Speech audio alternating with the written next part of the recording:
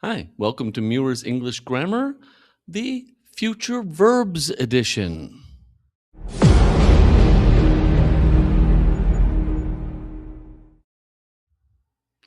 I'm Teacher David, and today we're going to talk about future verbs and what the heck that means.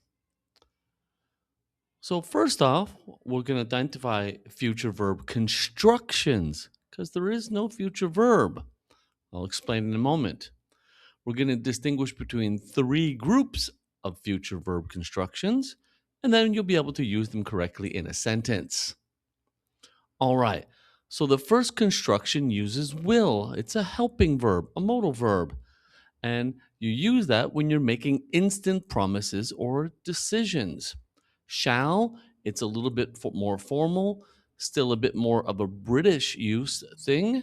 And it is in Canada, at least anywhere where I'm from, we use it for polite questions and formal statements. So it's still used, whereas in the US, it's pretty much out of practice completely.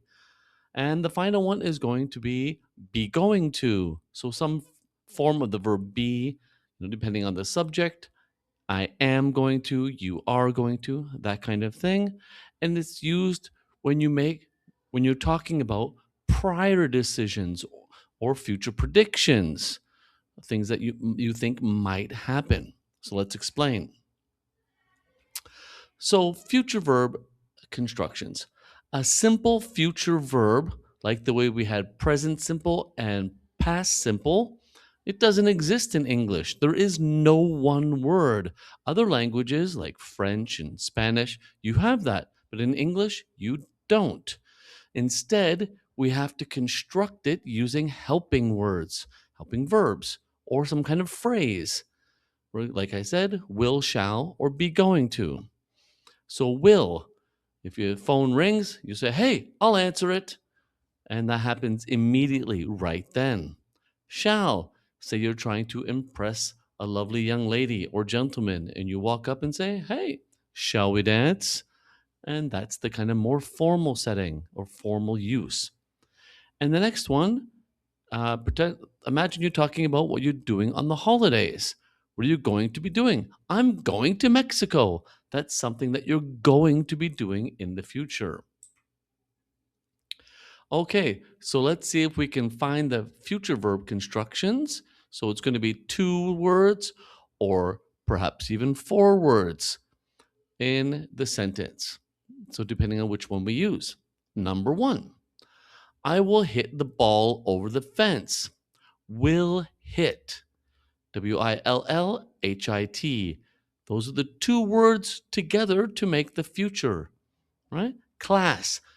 We shall be victorious. So you're trying to make a prediction, but in this case, you're saying something in a kind of formal way. Perhaps as a teacher shouting out to their students, we shall overcome, kind of copying, for example, Churchill or something like that. And so it's shall be, Shallbe, the two words together. Number three, class H4C is going to be over there. So is going to, that's the future indicator, and be, that's the verb that goes with it. It's a bare infinitive. So this case is going to with be, there's be used twice. Be going to be changes into is going to be. Sounds complicated, but it's pretty easy actually. It's pretty straightforward.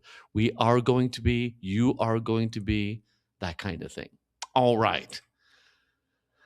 Next, pause, write down the answers if you can, and let's begin.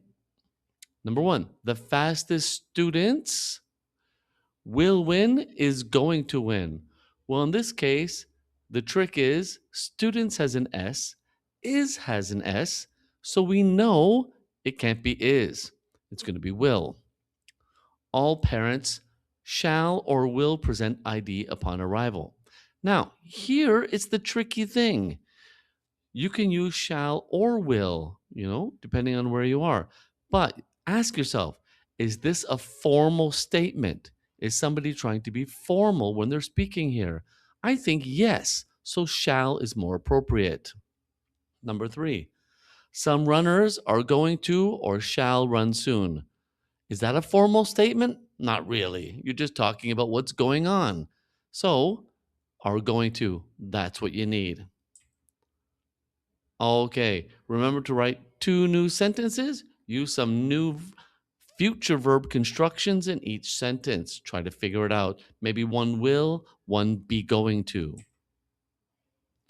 And to wrap up, remember future verbs do not exist on their own. There is no singular, simple future verb. They need a helping verb or a phrase. They need to be constructed. Okay, great job. See you next time, my fellow grammar files. Bye for now.